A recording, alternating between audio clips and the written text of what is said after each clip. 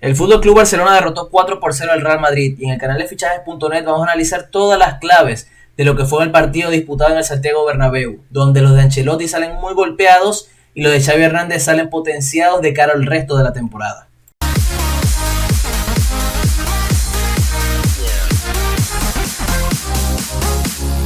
El Fútbol Club Barcelona rompió su mala racha ante el Real Madrid después de varios partidos sin poder conseguir que el conjunto merengue no lo derrotara. La última victoria del conjunto blaugrana fue en marzo de 2019 y yo creo que es un partido que puede marcar un antes y un después en ambos equipos. Primero para el conjunto merengue porque recibe un golpe de realidad bastante fuerte en su casa, y para el Barcelona que puede ser el punto de inflexión o por lo menos la demostración de que el equipo está mejorando, de que el equipo está viviendo una evolución, de que el equipo está más cerca de lo que quiere Xavi, de lo que muchos creíamos iba a estar en este momento de la temporada. Y ahora hay que poner un poco la lupa en lo que fue el partido. Yo creo que el primer nombre propio y posiblemente el más señalado y el que posiblemente pueda tener una puerta de salida abierta al finalizar la temporada es Carleto Ancelotti. ¿Qué ocurre? Hay que poner un poco en contexto el planteamiento. Ancelotti, ante la baja de Benzema y de Mendy, utiliza a Nacho como lateral izquierdo y a su vez mete a Federico Valverde. ¿Qué ocurre? Bajo esta organización, Ancelotti apostó por tener 4 mediocampistas, 2 atacantes de banda que tuvieran intención de jugar por dentro en algunas ocasiones, más que todo a la hora de romper, y utilizar a Nacho como lateral izquierdo, teniendo en cuenta que no confiaba ni en Marcelo ni en Miguel Gutiérrez, que sigue jugando en el Castilla. ¿Qué ocurre bajo este contexto? Ancelotti, para no cambiar muchas cosas en defensa, le dio ingreso a su tercer central, que también puede jugar de lateral izquierdo. Hay que decirlo, no lo ha hecho de manera natural durante toda su carrera, pero es una posición que con la que ha jugado, con la que ha convivido. Pero a su vez hace todo lo contrario en ataque. Teniendo en cuenta que tenía a Mariano y a Jovic en el banquillo, decidió colocar un cuarto mediocampista para utilizar un sistema que no había utilizado en toda la temporada, porque también hay que recordar que ante la lesión de Benzema previo a los partidos contra el PSG, Ancelotti había utilizado a Asensio como falso 9 intercambiando roles con Rodrigo. En este contexto Ancelotti se medio traiciona a sí mismo a la hora de pensar en la defensa, porque lo más lógico, teniendo en cuenta que el Barcelona tiene dos extremos muy veloces y muy determinantes en el 1 contra 1, lo más lógico era utilizar a Lava como lateral izquierdo y a Nacho como central. El problema es que eso es un cambio de nombres, un solo cambio de nombres que te generaba hacer 2 cambios posicionales, lo que tiene menos sentido si tenemos en cuenta las dudas que ya traes. Pero si eres continuista en esa línea, no puedes tomar esa decisión en las otras, porque al fin y al cabo no le diste ingreso a tus 9 suplentes para darle ingreso a otro mediocampista, cambiar el sistema y estar totalmente descompensado. ¿Qué ocurre en este contexto?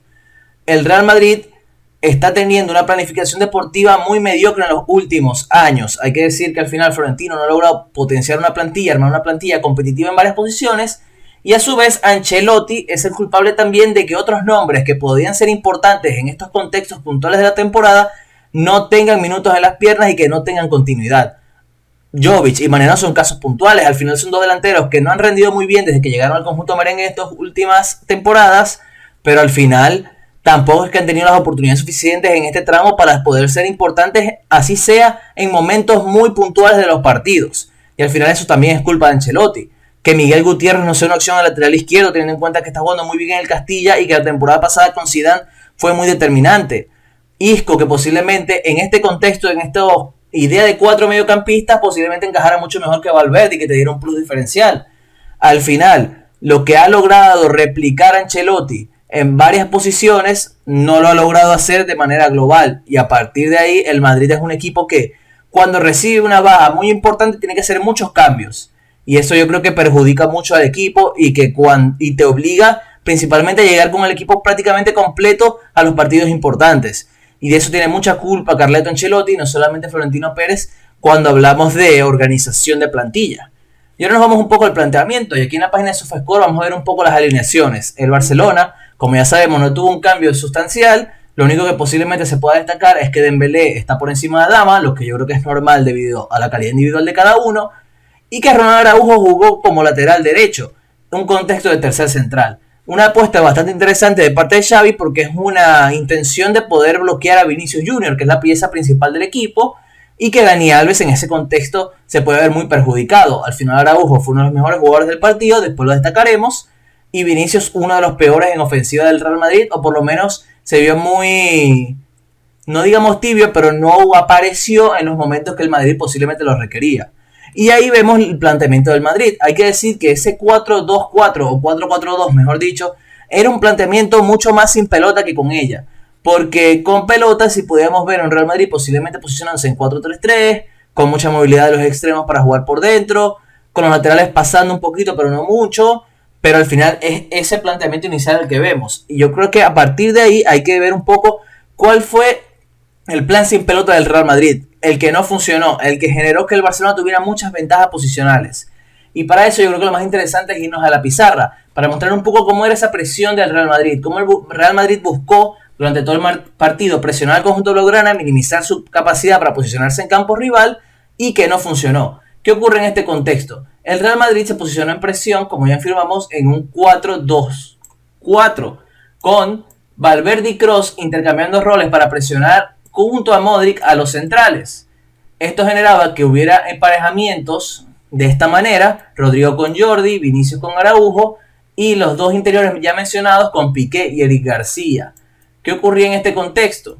Al final Busquets se quedaba muy libre porque los dos mediocentros del conjunto merengue bajo esta organización seguían a los interiores, que Xavi Hernández inteligentemente posicionó mucho más arriba de lo normal, fijando mucho más, sí que con más relevancia en el juego a la hora de descender y buscar pelotas, pero fijando muy arriba en esa zona inicial. ¿Qué generó esto? Que Busquets tuviera todo este espacio libre para moverse, todo este espacio para poder recibir a la espalda de esta primera línea de presión y a partir de ahí posicionarse aquí. Y que el Barcelona jugara mucho más cerca del área defendida por Thibaut Courtois.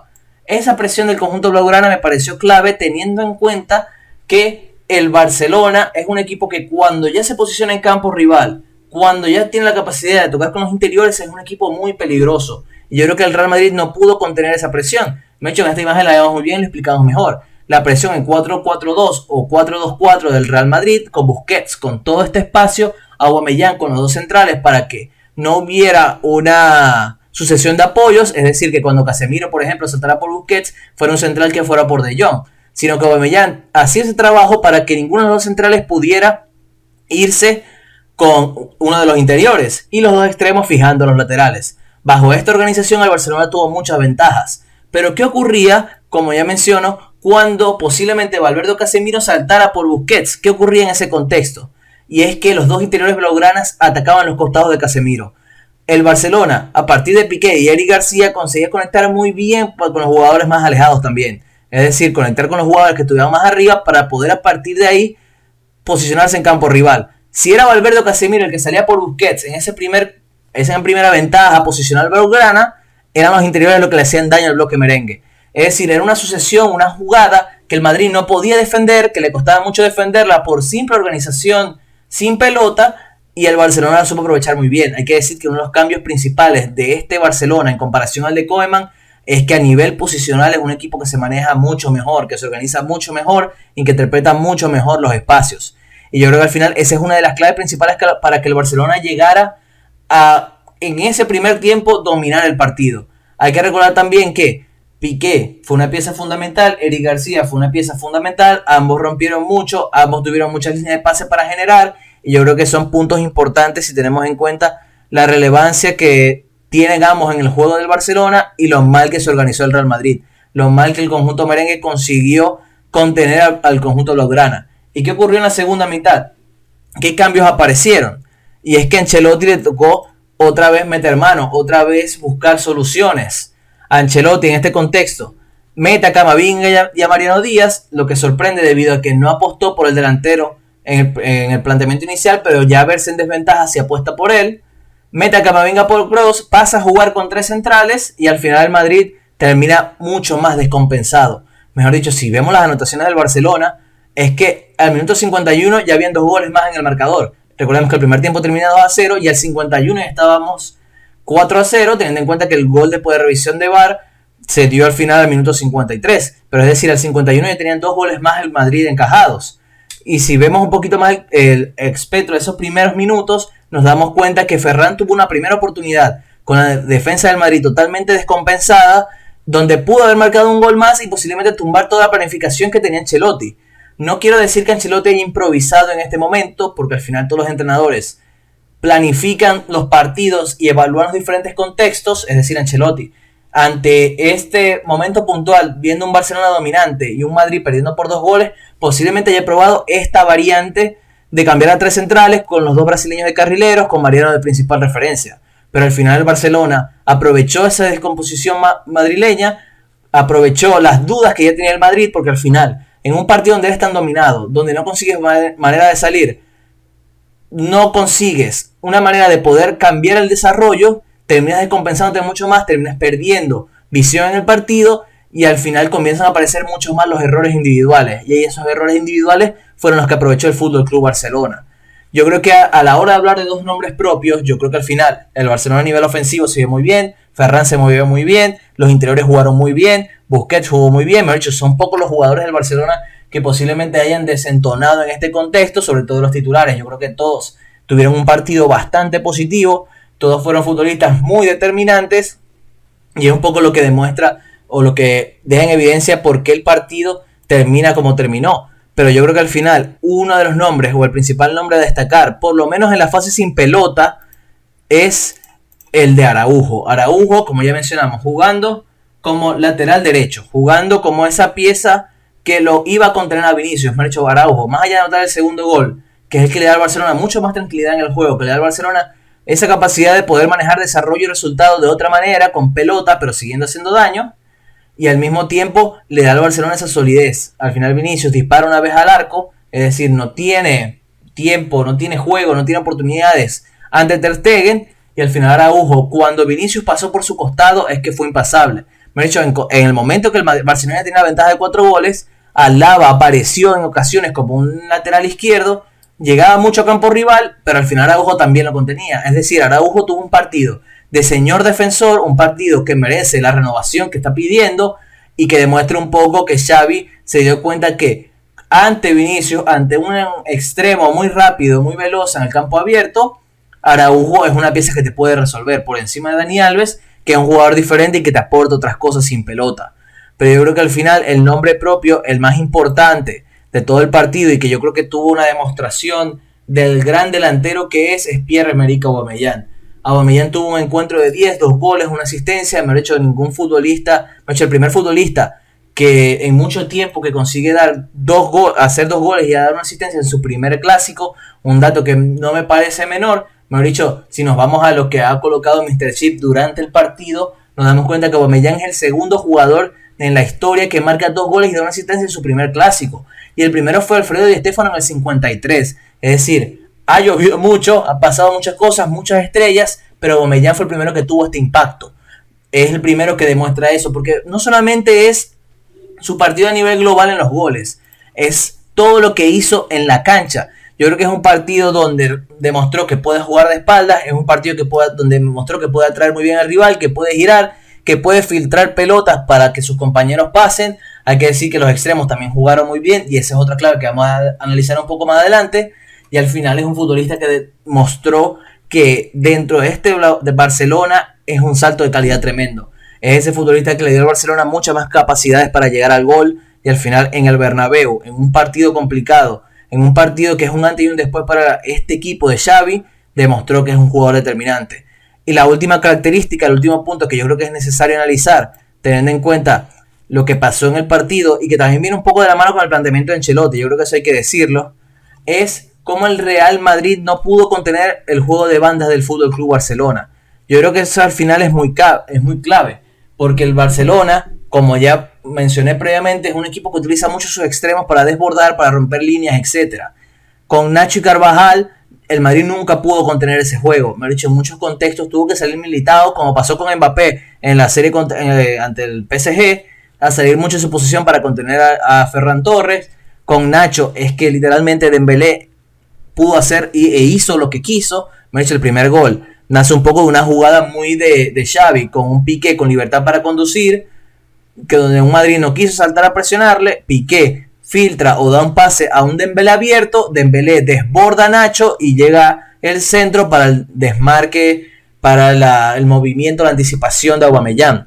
Yo creo que al final esos nombres propios por las bandas fueron determinantes. El Madrid nunca lo tuvo, el Madrid tuvo muy poco desborde, el Madrid apenas tuvo posibilidades de llegar al gol después del primer gol del Barcelona, vamos a decir, desde el minuto 15 del Barcelona, del partido, llegar al arco rival en los últimos minutos ya con un 4-0, con un Barcelona diferente gestionando el juego de otra manera.